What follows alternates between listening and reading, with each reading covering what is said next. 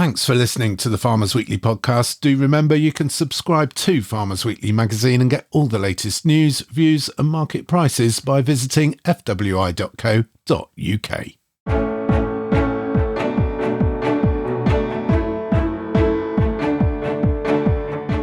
At a time when uncertainty for farmers is huge, this breaking and moving away from commitments to British farmers is outrageous and really worrying.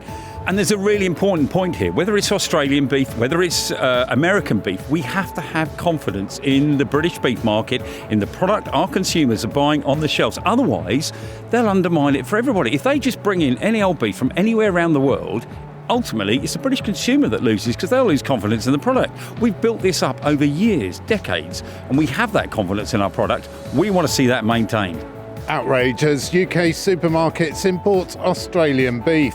Why fairer supply chain contracts could be on the way for combinable crops, and we meet the breeder behind an award-winning oat variety celebrating its 21st birthday. Welcome to the Farmers Weekly podcast. I'm Johann. I'm Louise Impey. And I'm Hugh. Broom. All that and more coming up, but first, the sun's shining, the crowds are buzzing, and a good time is being had by all. We're recording this episode at Cereals 2025, the annual showcase for the combinable crop sector here at Heath Farm near Leadenham in Lincolnshire. We'll have a walk around Cereals in a moment, including a tour of the crop plots. But the big news here has been a collective sigh of relief following the government's spending review announcement of £7.4 billion for farming, which matches previous budgets. It includes £2.7 billion for farming and nature recovery, but a £100 million cut to farming and countryside programmes. A mixed bag then, but not as bad as many people feared, although we're not completely out of the woods yet. Well, to discuss that budget, we're joined by George Badger from Farm Business Consultants Ceres Rural and Gavin Lane, Deputy President of the Country Land and Business Association. Gavin, we'll start with you. What's your reaction to today's spending review announcement? I think mainly relief. I mean, it is not exactly what we wanted, but it's a lot better than we expected. And 2.7 billion with the 1.8 rising to 2 billion in 2028 is great news, but those are the headline figures, and it will be for us to see the detail before we can really comment on whether it's good news for farming or not. We were led to believe it was possibly going to be a lot worse than what it is. It's still not necessarily good news, though. No, I mean, we haven't seen an uplift in that sort of, in the headline figure of 2.5 billion since, 15 years or so. I mean, inflation has cracked on whilst we've been getting that sort of money, and it makes it much, much harder to deliver those environmental goods when they cost a lot more to deliver. And George Badger, as Gavin says, it's going to depend very much on how this money is divvied up, whether it's going to be shifted around within departmental spend or whether it's just going to be a 10% reduction or whatever across the board. Yeah, exactly. I think there will be relieved farmers out there that have perhaps been writing business plans, and we've been helping people just recently where you don't know whether you can put anything in the budget at all for any sort of government support beyond next year. So there will be some relief there. Clearly uncertainty as to how it will be distributed. Is there going to be a greater shift towards landscape recovery? Will SFI continue to be supported in the same way that it has been? But I think there will be some relief that we can see some money coming into farms for carrying out environmental farming practices that the government has been wanting to see and to continue to see. It does answer some questions, but we still need that certainty of the direction of travel. You know, what are we meant to be doing? Is this about food security? Is it about the environment? Is it about both? And if so, in what proportion? Yeah, exactly. And we're going to need to see that soon, because this year has been very difficult. Those that got caught by the SFI, yes, they can go back in for the 9,300, but people will be tendering for farm business tenancies now or renegotiating arrangements. And we just need that clarity as to what can we budget for and plan for our farming businesses over the next 3 years. So that breakdown as soon as possible is really going to be needed. And Gavin, what sort of advice would you be giving your members? I think we need to see how the planning process within Defra pans out and which areas are getting the money. I think we've been very, very firm that we don't want to see spatial targeting. We want this. We want access within SFI open to everyone and everyone to benefit, because I think everyone that can provide these environmental goods should have the opportunity to do it. I think my advice to our members is to just let's wait and see what happens in the next 2 months. But overall, I think, as George said, some relief in the sector that we haven't been hit really hard. I think we're probably not going to be seeing some of the broad-scale environmental schemes, and we weren't necessarily agreeing with those really, of large areas of land going down to environmental uses.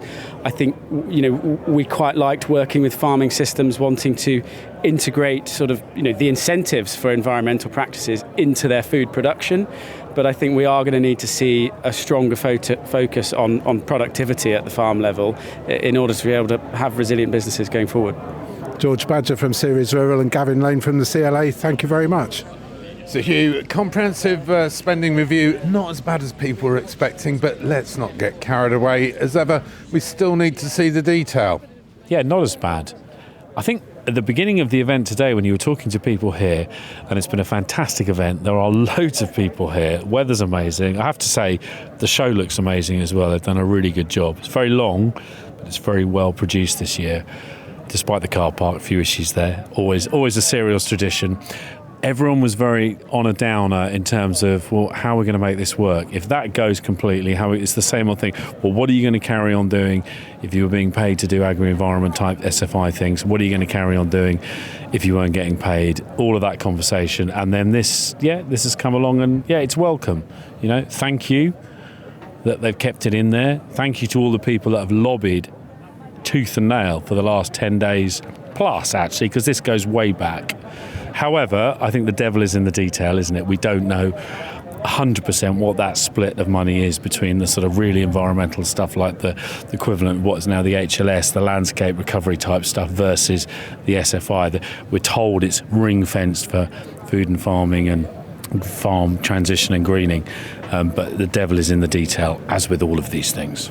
Louise, a 10% cut or whatever it might be is still a 10% cut. We were led to believe it could be a lot worse than that, and yet here we are, a 10% cut. We're feeling quite buoyant, but it's still a 10% cut.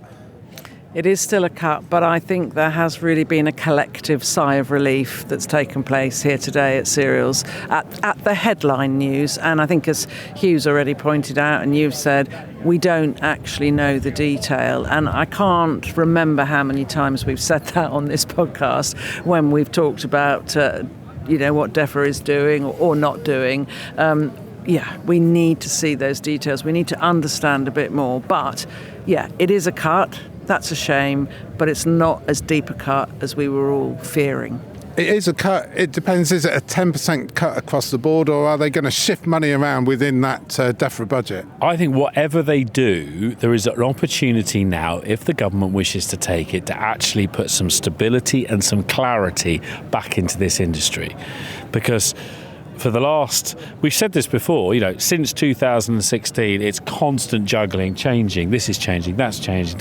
There is no stability. If they are serious about this investment, which clearly they are, because they pledged it in the spending review, then can we have a mission that in the next 12 months, we buckle down and we get this set out in a solid set of policies that we can actually bank on going forward? We can actually, we had a luxury pre-2016 where we could plan a business based on the 7-year cycle of the CAP. We had the ability to say, we can bank on that, we can't bank on that.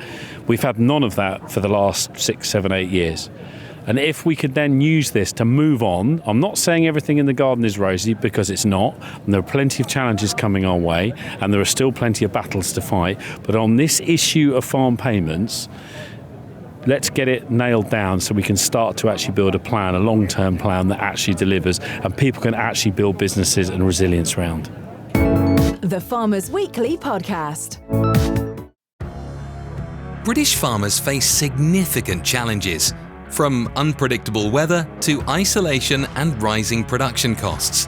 That's why Kubota UK proudly supports Britain's Fittest Farmer, a nationwide competition promoting physical health and mental well-being in agriculture. Backed by the Farming Community Network, it goes beyond fitness, encouraging open, honest conversations about mental health across the farming community. Learn more about Kubota at kubota.co.uk. The Farmers Weekly Podcast. Now, a new government review aims to tackle unfair practices in the combinable crops supply chain. Farmers have long complained of unfair penalties after delivering grain to millers and maltsters, with the review set to cover pricing, supply volumes, data and dispute resolution. Earlier, Hugh caught up with NFU Combinable Crops Board Chair Jamie Burrows here at Cereals. This talk of contract legislation, particularly around the arable market, what difference would growers potentially notice compared to where they are now in the future? What things would they notice that would be different? I think it's early days, Hugh. I think the real positive for us is something that we asked, the fairness in the supply chain is something that we asked the Minister for when we met him back in November. And it's great to hear that on this subject, Defra are listening. What it will look like for farmers, I think I wouldn't want to prejudge it, but in a week that it got announced, we've got fertiliser prices that were pulled 4 hours after they went out, and the price goes up and the price goes up. Now, that might be perfectly okay practice. It's not for me to judge, but on the outside, it doesn't look quite right to me. When you then look at grain trade, contracts, I think clarity is what I hope farmers will see. So presumably for arable farmers at the moment, if, say, for example, a claim is made on a crop or a consignment they send to a processor, at the moment you could argue it's quite muddy, isn't it, in terms of that process, the charges. That's an example of an area possibly where you might see more clarity? I would imagine that would be exactly what we're looking for. If you're dealing with the right merchant, you've got a good relationship, none of this is a problem. Sometimes, farmers feel that they are poorly treated. When you get notice of a claim 24 hours, 3 weeks later after, it's, but we've taken it and you've had a fibre a tonne, but, we're all good, thank you very much. That's the kind of thing that we hope this will explore. And in terms of timeline, this is the first sort of opening salvo, is it? Yeah, so I think from what we've heard from Defra, we'll be doing sort of information gathering over the summer and they'll start work on it in October. That's Jamie Burrows from the NFU. So Louise, this supply chain review, a long-running saga for cereal growers. Yeah, it has been quite an issue. So I think this is a really good idea. I think the NFU put it forward and Defra has picked it up. So that's really good news. We often hear these stories which sound as though the farmer has been poorly treated. Now, of course, there are always two sides to these stories. So anything I think that gives more transparency, more clarity is going to be helpful, especially, in the situation that we are all in at the moment. And, remember that the supply chain is beginning to work much closer with farmers, is asking for more from farmers. So that trust and that relationship has got to be good. So having something like this, I'm sure, will help, and it will particularly help the farmer. If it works, Hugh. Yeah, it's early days yet, and it's got to be based out.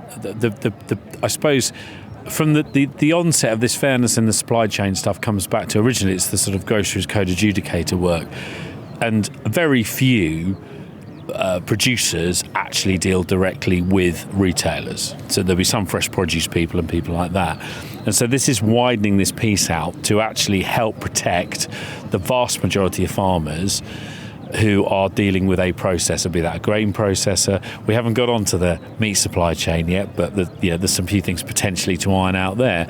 But certainly there are areas that I look at as a beef producer when I look at the arable chain and think this is really not at all transparent when you've been told you've let the consignment go from your farm and you've been told that it's failed at its destination and you haven't got a Scooby where it's going to go next, what the costs will be incurred on that and what you're actually going to end up with. And it's things like that. If you can iron out some of that sort of vagueness and say, look, this is a clear protocol, this is what will happen. If both sides stick to it, great. It puts more clarity in there. I mean, if you look at the livestock supply chain, say on the beef, we get a grade at the supermarket, we get a grade at the abattoir. We can see if there's an issue with it. Occasionally there are issues, but I'd argue in some context, whilst you can argue all you want about who's graded what, if it's done by a machine, that's different. It's probably more clarity there than there is in some of the arable supply chain, where it just goes off into the ether and you haven't got a Scooby, and the next thing you know, 3 weeks later you get a self-bill invoice with all of these charges on, and your wheat ended up 300 miles different to where you thought it was going to go. A little bit like the comprehensive spending review, Louise. Farmers want clarity, they want to know where they are. Yeah, and I think it's only fair, isn't it? It is only right. As Hugh's pointed out, the grain leaves your farm, and sometimes the next thing you know that it hasn't ended up where it should be is, we need the system that's going to work for everybody, I think. Hugh, fairness has to work both ways. Some would say that the pendulum needs to swing back a little bit more in favour of the farmer. It does, but equally, I get, look, as a student, 30 years ago this summer, Johann, I worked on a farm, wonderful farm in Hampshire, and one of my jobs was helping out on the weighbridge. We used to store all this malting barley, I remember. And you are trying to jiggle a whole load of different shapes into one big box. So on the flip side, I feel the pain of the millers and the processors, because as we know, every farmer's right and every farmer thinks they're doing their best, and that's great, but equally they've got to try and push it all through one tube as well. The key thing here is clarity. It's absolute clarity in terms of how that process works. So there's no tomfoolery, there's no shenanigans. It's tested to X spec, it's done to Y protocol. That is the key thing, having the clarity in there, because none of this is easy. It's not easy to farm it. And equally, it's really hard to process a beautifully consistent product that will create perfect loaves every time on demand. So a bit of clarity everywhere, a few rules to remind everyone, it won't be a bad thing. Now, farm leaders are up in arms after 3 UK supermarket chains started stocking beef imported from Australia, Uruguay and New Zealand. The NFU says Asda, Morrisons and Sainsbury's have all moved away from their commitments to source British beef. NFU Vice President David Exwood. Time when uncertainty for farmers is huge. This breaking and moving away from commitments to British farmers is outrageous and really worrying. We need partnerships. It's a long-term game. And if supermarkets are just going to go scouring the world for the cheapest food they can find in a race to the bottom, nobody will benefit. Everybody loses. And some of these supermarkets are ones that have made a big play of supporting British farmers. Absolutely, they have. They've made a real point of promoting their sort of British farmers and their partnership with British farmers. This deliberate blurring of the lines and between British and Australian, I think it's wrong by every measure, and it needs to be challenged. And there's a really important point here. Whether it's Australian beef, whether it's American beef, we have to have confidence in the British beef market, in the product our consumers are buying on the shelves. Otherwise, they'll undermine it for everybody. If they just bring in any old beef from anywhere around the world, ultimately, it's the British consumer that loses, because they'll lose confidence in the product. We've built this up over years, decades, and we have that confidence in our product. We want to see that maintained. That's NFU Vice President David Exwood. So, Hugh, I've rarely heard David Exwood so animated. Well, he should be animated because, here we are. Yes, we have been at a high point in terms of where the beef market is, and it's quite scary. A lot of people have hedged on, invested in, they've been buying store cattle. The market's then dropped quite a lot in a short period of time, which was to be expected. But then to have retailers bringing in products like this, it puts uncertainty in the market. When we need absolute certainty. Do you want us to go forward? We're 80-something odd % self-sufficient in beef. Do you want us to keep producing beef to feed people? You start bringing stuff like this, it undermines that confidence. The NFU set out quite clearly in its beef vision document the other month where we think we should go, the partners we need to work with, how we can develop, how we can optimise that supply chain and work together. And then boom, this happens. I'm not totally against all international trade, but this is just cheap shot stuff coming in and just undermining, and it's not useful. And the other thing to remember with these cuts coming in, you bring in a box of, a dozen fillets or a box of 20 ribs. That takes a dozen or 20 cattle out the supply chain at this end because you're worried about balancing the rest of the carcass in Uruguay or in Australia. And it has a big impact, so it's potentially quite disruptive to the marketplace. David was talking about blurring the lines, and we mentioned blurring the lines for consumers, not just farmers. Again, it comes down to that clarity, as we've been saying all through this episode. Yeah, it does. And like the Morrison's thing, where they're blurring the lines between, is it British, is it Australian? This is a retailer that 5 years ago, and for the last 10 or 15 years, and in fact through most of its conception and evolution, has backed British farmers, has done all of this stuff. Look, the next host of this cereals event, Mr. Diddley Squat Farm, his main sponsor on his show on Amazon Prime is Morrison's. I wonder what he's thinking. What's the conversation around the pub table where they only serve British product? It doesn't help, does it? And it will confuse consumers. And I get the tricky thing is, though, when it comes down to cost, consumers will be led by price. I get that. But you've got to be totally open about it. And when you're you could argue, at least Asda just put Uruguayan on it and be done with it. Whereas Morrison's are doing this limited edition, lucky dip. You may get an Australian, you may get a UK one. Is that on? I don't know. It's just. But these are retailers, they're under pressure, and you could argue that Asda and Morrison's are perhaps more under pressure than most in terms of where they are, in terms of their business structure, in terms of debt and all the stuff that's going on there. You could argue that they're more under pressure and likely to jump out. What we don't need to see is all these other retailers that purport to support British farming and aren't British farmers doing a wonderful job go out there and start filling their shelves with imported beef as well. That's really not going to be helpful at all. The Farmers Weekly Podcast. And now a message from the Agriculture and Horticulture Development Board. Want to see how AHDB recommended list varieties are really performing? Book your place at AHDB's Open Day in Cambridgeshire on the 18th of June to see varietal demonstrations of what's working across the South East. Or join AHDB in Fife on the 1st of July to dive into how varieties are performing in Scotland's unique climate. Both events are also packed with expert updates on integrated pest management, future research, first insights on the planting and variety survey, and the latest on the baselining pilot. Don't leave next season's variety choice to chance. Book your spot now at ahdb.org.uk/events and make sure you're ahead of the game. The Farmers Weekly Podcast. You're listening to the Farmers Weekly podcast, recorded as live here at the 2025 cereals event. Skylarks in the background, high in the sky. The sun is shining. It's a little bit windy here at Andrew Ward's Heath Farm. But Louise, a fantastic day, and I have to say, more upbeat than many people expected. Yeah, it has been a really good day, hasn't it? I agree with you. I think the mood is much lighter and much happier than it might have been. I think there is very good traffic here. I think there are plenty of people here. I've got no idea of the figures, but it's been busy all day long. I think the weather has helped. Everyone's enjoying being here in the sunshine. As you say, it's a great site. There's something for everybody, and people are still on the showground. It's getting into the evening now, and they're still enjoying the event.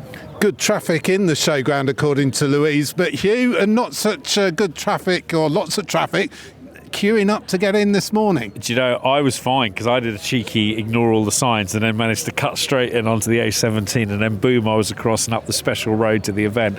I know a lot of people, including your good self, Johann, were held out for some time because of the traditional cereals queue.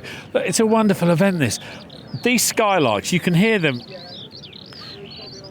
There you go, shut up for 2 minutes. That's a rare thing. These skylarks are absolutely amazing because I was walking down. So cereals this year, they've made a very linear event. So you've got all the trial plots and all the big seed companies at one end, through all the machinery, and then all the sort of NFU and the land agents at the other end. And actually, it's you get the steps in, but it's worked reasonably well. And even when you're walking down that central avenue, and it's been really busy today, And amongst everything, you can still hear these skylarks. It's absolutely amazing. So testament for Andrew for keeping the old skylarks going. I don't know how, especially, I don't know what he feeds them special food, I don't know.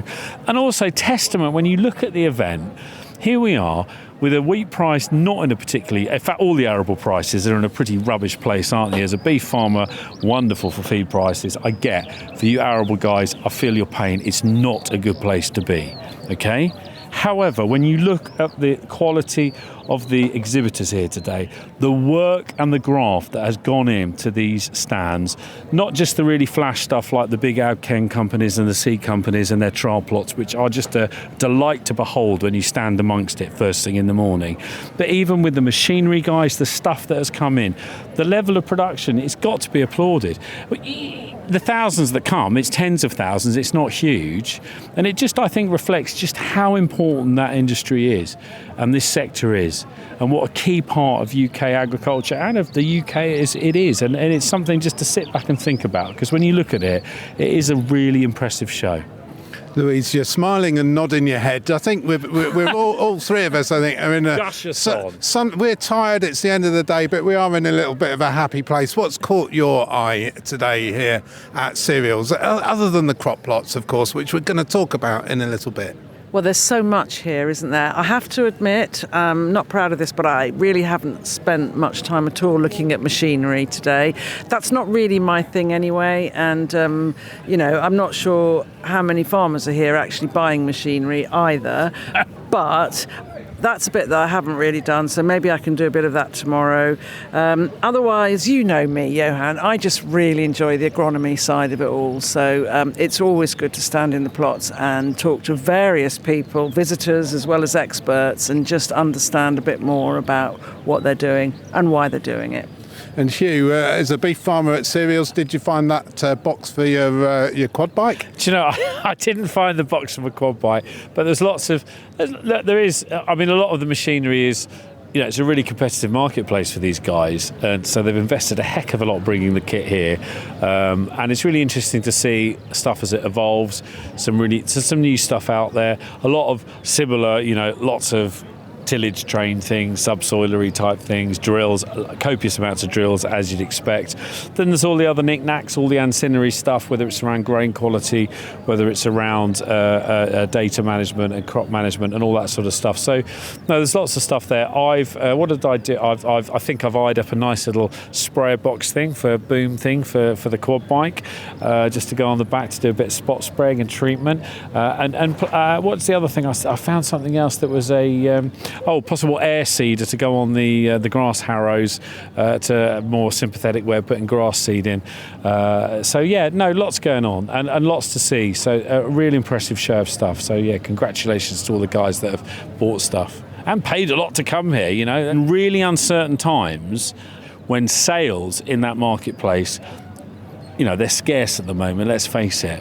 So it's testament to those guys and their confidence in the long term of UK ag and the machinery market that they're here today. Well, from one market to another, Hugh, what's happening with the commodity prices? Thank you very much, Johann. The finished steer deadweight this week drops back another 14p, 652.8. Back from 666 last week. Live weight drops back 5p, 358.8. Sheep SQQ deadweight stands on this week, is exactly the same, 716.8. The live weight drops back 14p, 351.7. Pig price, that's gone up about half a p, 207.2. And on to the arable markets, not much cheer there. The feed wheat price, I'm afraid, has dropped back about £3, £157.50. Milling wheat's 178 dead. That's dropped back a massive 30p, but every penny helps in the current margin scenario. Feed barley, £148.20. That's back nearly £2 on the week. Oilseed rape drop actually has gone up. Some joy. £6, £428.20 up from 422.20 last week. Feed peas stand on at 213.70. Feed beans stand on at 223.30. And if you're filling the tractor with red diesel this week, it is 63.38. That is back about 0.15 of a penny. So some vaguely good news there as well. The Farmers Weekly Podcast. Now, the NIAB crop plots at cereals are always a big draw, showcasing the latest varieties, seed mixtures and establishment techniques. And we're here at the wheat plots with Claire Lehman of NIAB, who's going to show us around. Claire, a good number of plots in front of us here, all the main wheat groups and varieties wonderfully presented. What's the story this year? Is it the yellow rust situation we've heard so much about, or is it the new varieties themselves? It's both, and in conjunction with each other. So people are very interested in the new varieties and how the yellow rust, the impact that's had on the new varieties. Because I think more with the old varieties, people it is what it is, and people know what they've got. They sort of understand the story, and on the whole, people are fairly confident with controlling yellow rust if they know what the problem is. So I think a lot with the yellow rust is, particularly when you're in a situation like this where lots of varieties are impacted, is a lot of it is the knowledge. And if you know that you've got to be on your guard for yellow rust and take good care, generally it's not an issue, touch wood.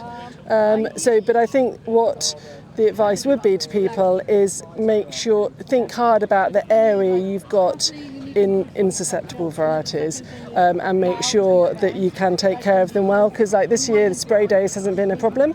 Last year spray days was a massive issue, so you go back to that, only have what you can look after well and what you can spray in a day, and that sort of old yellow rust advice. And looking at the plots here, Claire, some of the sectors are more yellow than others, and it seems to be that the Group 4 wheats are particularly hard hit. What advice for a feed wheat grower? The hard fours are probably the most difficult area, and the varieties, most of the varieties with big acreages have been hit to some degree.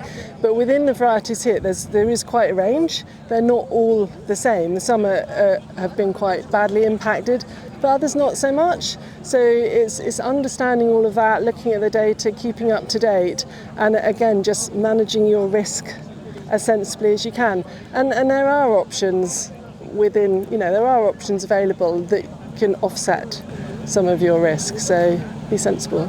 And of the new varieties, which ones are attracting the most interest? Defiant. Because of the situation in the hard feeds, inevitably that puts, a bit more interest onto the hard feeds. And, in the candidates, Defiance is looking very clean in these plots still. So that's a lot of interest. A lot of people looking at Scope, because it was a 7 for yellow rust already. It doesn't seem to be impacted particularly by the new race. So there's a lot of interest in Scope. And the same with Arnie. It was a 7 already, and seems to be fairly solid at a 7, and offers, it's a Group 2, but it offers you feed yield, so you've got nothing to lose. Really. And in the Group 1s, what's catching people's eye? So there is a lot of interest in the Group 1s, Vibe and Cheer as well.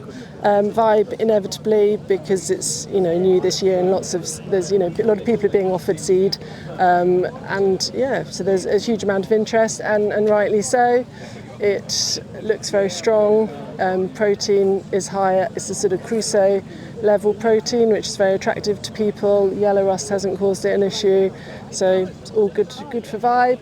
And there's people with Cheer in the ground, and there's room for both of them. And there's quite a lot of talk about Arlington, the candidate that's got Group 1 potential as well. So because that's got midge resistance, so that's potentially a Skyfall type replacement. So lots going on in the Group 1s. So there's some of the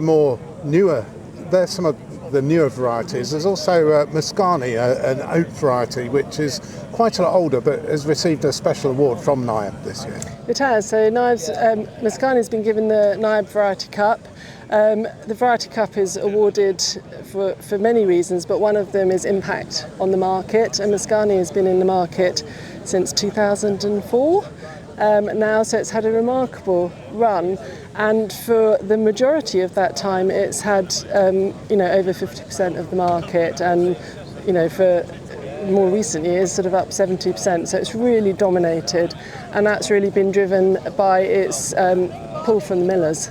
The millers love Mascani, and it's been really reliable for them. It's easy to process, it's got really good hullability, and it's had a really remarkable life. 21 years is a very long time to be on the recommended list. Are there any things coming up behind Mascani that are of interest, or is it going to maintain its dominant position? There are others. Cromwell is coming through, but hullability is quite difficult to measure in trials, and there's never been a protocol that has been enabled to be put in place for sort of small scale testing in the trialling system. So it's only when it gets to large scale in the commercial mills that it really shows whether that's an issue or not. So it's a bit slow, it takes time. So the changeover between an old milling variety and a new can be quite slow, because people, the millers, but then also the growers need to gain confidence that they've got a really saleable product.